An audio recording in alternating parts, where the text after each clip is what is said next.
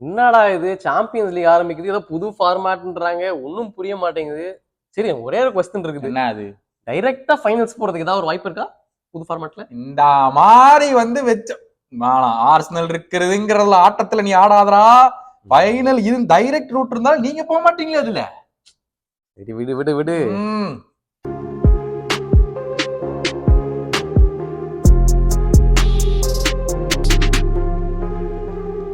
Welcome to football பேச்சு. The new format of Champions League ஆரம்பிக்க போது இந்த வாரம் தான்.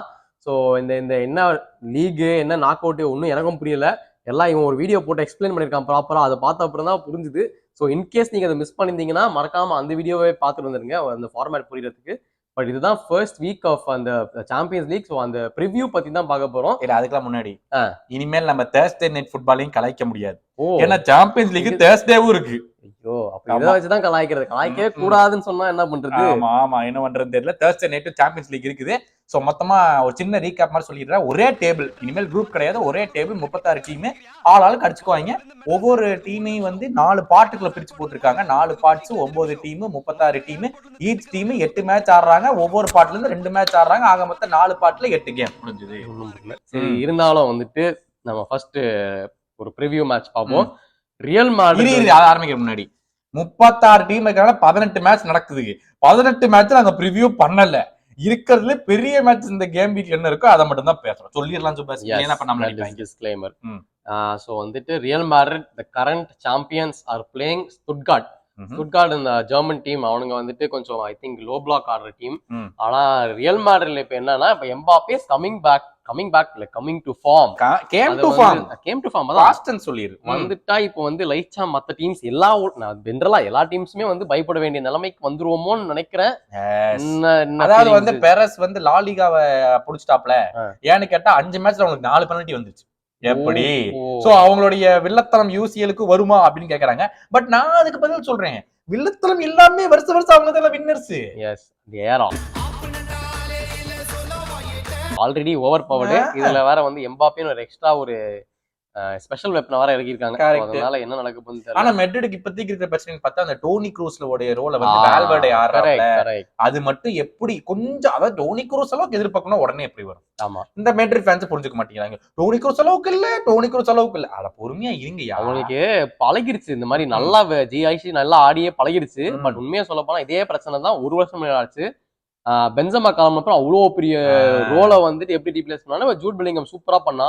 அதே மாதிரி இப்ப க்ரூஸ் பதில் வால்வர்டே போட்டு ஏதாச்சும் ஒன்று புதுசா நடக்கும். இல்லைன்னா பிரைம் டியாஸ் செம்மையா ஆடுறான், அவன் அந்த பொசிஷன்ல பையன் கூலர் அவரு சூப்பரா. வந்து ஏதாச்சும் ஒரு ஒர்க் அவுட் ஆகும். பொறுமையா இருங்க, அவ்வளவுதான் சொல்ல முடியும். ட்ரஸ்ட் இன் கார்லோ வந்து இது பண்ண முடியல. நம்ம வச்சிருந்தோம்னா அப்புறம் பேன் பண்ணிடுவாங்க வீடியோவை.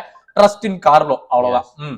சோ வந்து அவங்க சூப்பராக டெஃபினட்டா ஆட போறாங்க. I think it's going to be an easy win for Real Madrid. But high ஸ்கோரிங்கா எக்ஸ்பெக்ட் பண்ணல. ஒரு 2-0 1-0 ஒன்னும் அந்த அளவுக்கு செட் ஆகல எனக்கு தோணுது. அதனால நான் சொல்றேன். அடுத்த கேம் வந்துட்டு பாயர்ன் மியூனிக் வெர்சஸ் டினாமோ ஜாக்பர்க். பாயர்ன் வந்துட்டு சொல்லு இப்ப கம்பெனி எப்படி குக் பண்ணிட்டு இருக்காரு. அங்க எங்கத்த குக் பண்ணிட்டு இருக்காரு? கேன் தான் வச்சு ஓட்டிட்டு இருக்கியா? எல்லாரும் அப்படிதானே பண்றது. ஒரு ஸ்டார் ஸ்ட்ரைக்கர் இருந்தா. லாஸ்ட் கேம்ல வந்து ஒலிசே கோல்ஸ், அப்புறமா கேன் வேற 2 கோல், 6-1 ஜெயிச்சிருக்காங்க. இங்க பாரு, நம்ம என்னதான் கம்பெனியை அடிச்சாலும் சரியா, கம்பெனி பெரிய டீமுக்கு ஒர்க் ஆகும்டா. அவன் டாக்டிக்ஸ் பர்ன்லில ஒர்க் ஆகல. ஏன்னா அவங்களுக்கு ஸ்டார் பவர் இல்ல. ஆமா, பெரிய ஸ்டார் பிளேயர்ஸ் கிடையாது, அதனால ஒர்க் ஆகல. ஆனா கண்டிப்பா பாரு பயன்ல ஒர்க் ஆகும். பயன்ல ஒர்க் ஆகிறதுக்கு உனக்கு நிறைய சான்சஸ் இருக்குன்னா, நீ சொன்ன மாதிரி அவங்களுக்கு எல்லா ஸ்டார் பிளேயர்ஸும் இருக்குது. புது சைனிங்ஸுமே இப்ப நல்ல சைனிங்ஸ் வேற பண்ணிருக்காங்க. So I think they should be good. And பயன் வந்து ஆப்வியஸ்லி இப்ப அந்த பிக் ஸ்கோரிங்லாம் அடிக்க ஆரம்பிச்சுன்னா ஐ திங்க் நல்ல ஒரு ஃபார்ம்ல இருப்பாங்க. டினாமோலாம் வந்து அடிச்சு தாக்கி போட்டு போய்கிட்டே இருப்பாங்க. அவங்களோட கோல் டிஃபரன்ஸ் அடிச்சு தூக்குறதுக்கு கரெக்டான டைம் இது. கரெக்டான ஆப்போனன்ட். அங்க பாருங்க ஒரு வேஸ்ட் பீஸ் வருது.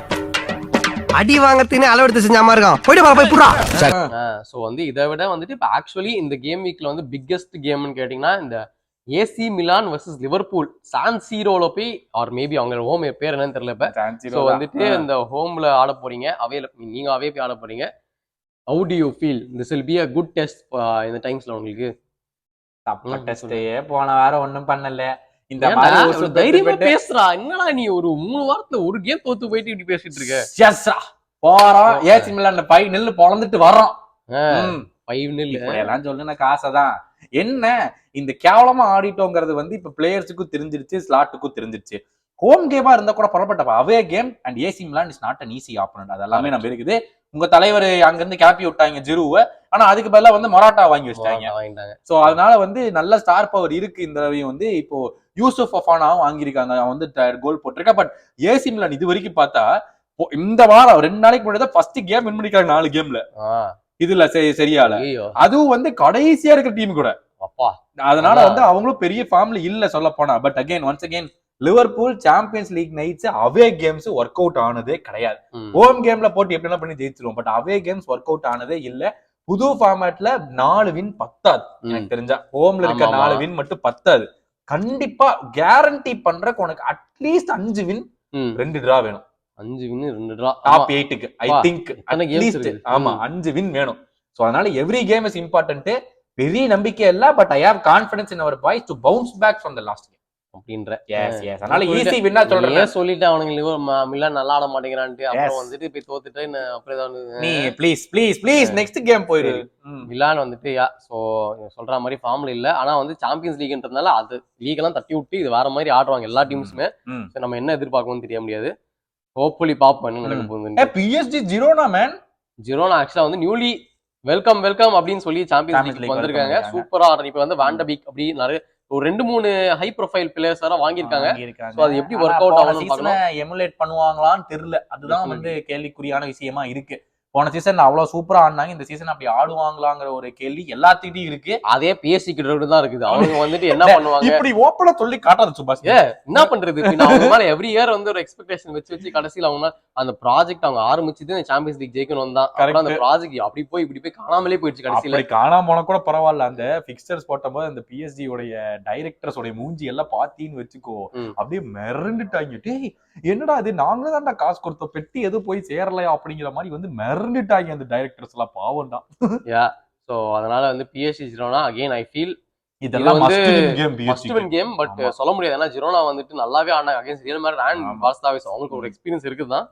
So coming back to the next biggest game, Man City versus Inter. இது எது தெரியுமா? இந்த மேட்ச் ஆல்ரெடி நடந்த மாதிரி உனக்கு தோணுமே உனக்கு? Champions League final. அது எங்க லக்காக்கா பண்ண வேலை.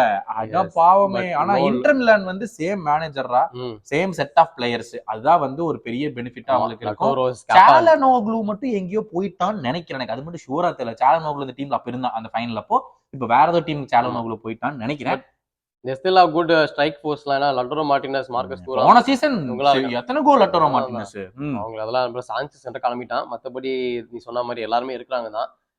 குட் டீம், இன்ட்ரஸ்டிங் கேம் டா. ஐ திங்க் ஏனா இவங்க லாஸ்ட் டைம் அவங்க மீட் பண்ணும்போது 1-0 தான் ஜெயிச்சாங்க. 1-0. இவங்க நல்லா அட்டாக் பண்ணுவாங்க, அவங்க செமையா டிஃபெண்ட் பண்ணுவாங்க. சோ சூப்பர் கேமா மேன் சிட்டி இன்டர் மிலான் இருக்கறதுக்கான வாய்ப்பு இருக்கு. பட் எனக்கு என்ன தெரியுமா, இந்த மேன் சிட்டி டீம்ல take out Haaland, Man City are different team டா. You keep Haaland, they are different team. அதேதான் நம்ம வந்து டெப்ராய்னாக்கும் சொல்லலாம். ஹாலண்ட் வித்அவுட் டெப்ராய்னா அந்த அளவுக்கு இல்லப்பா, அந்த அளவுக்கு கிடையாது. அந்த அளவுக்கு நான் சொல்ல முடியாது. அந்த ஏன்னா இப்ப நான் ஆர்சனல் வந்து 2 இயர்ஸா டைட்டில் சேலஞ்ச் பண்றீங்க, ஆனா அந்த ஒரு ஃபியர் ஃபேக்டர் இருக்கிற பிளேயர் இல்ல. அந்த ஃபியர் ஃபேக்டர் தான் ஹாலண்ட் பிளேயர் வந்து டெப்ராய்னா தான். ஏன்னா அவன் தான் இல்ல சுபாஷ். ஏன்னா ஹாலண்ட் அளவுக்கு கிடையாது. நம்ம போன வாட்டியே நம்ம நல்லா நோட்டீஸ் பண்ணி சொல்லிட்டு வந்தேன்.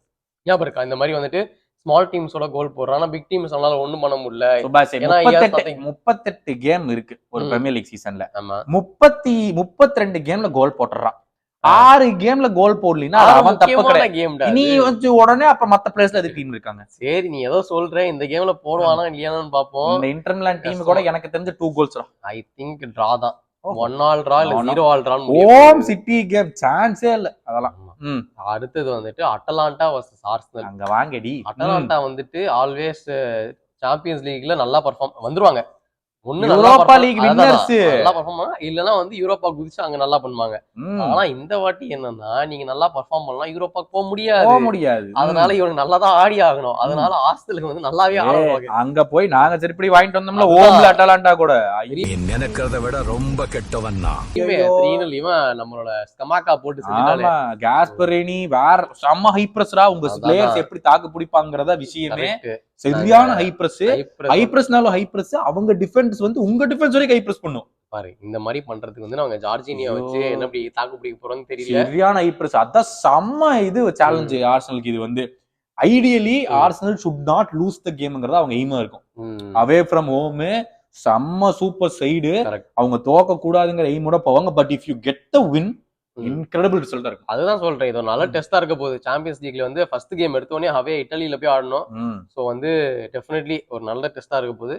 ஆர்சனல் வந்துட்டு எனக்கு பெரிய ஹோப்ஸ் இல்ல, பட் நீ சொன்ன மாதிரி அந்த 1-0 கோலை போட்டு தயவு செஞ்சு இன்ஜூர் ஆகாம எல்லாரும் வீட்டுக்கு வந்து சேருங்களா, பயமா இருக்கு. Rice back importantly. Odegaard I think 3 weeks out இருக்காங்க, தெரியல எத்தனை நாள் ஆகும். But Rice back very very good sign அது அவங்களுக்கு. நெக்ஸ்ட் குவிக்கா சொல்லணும்னா அத்லெட்டிகோ மட்ரிட் வர்சஸ் லைப்சிக்.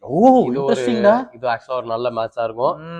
பெரிய எக்ஸ்பெக்டேஷன் சொல்ல முடியாது, but I think it's equally competing கேமா இருக்கும். ஸோ வந்து இது ஒரு இன்ட்ரெஸ்டிங், பார்த்து மறக்காம பாத்துருங்க. அப்புறம் வந்து இந்த பிரெஞ்சு ஜெயன்ஸ் இல்ல, French top டீமான Monaco versus Barcelona. இப்ப ரீசன்ட் கேம்ல கூட லமின் யமால் வந்து 2 கோல் போட்டிருக்காங்க. இன்னைக்கு முடியல சார் பார்சலோனாவை. இந்த வருஷத்துல வந்து 6 கேம்ஸ்ல 4 அசிஸ்ட் 3 கோல்ஸ். ஆமா, ஹி இஸ் ஃப்ளையிங்.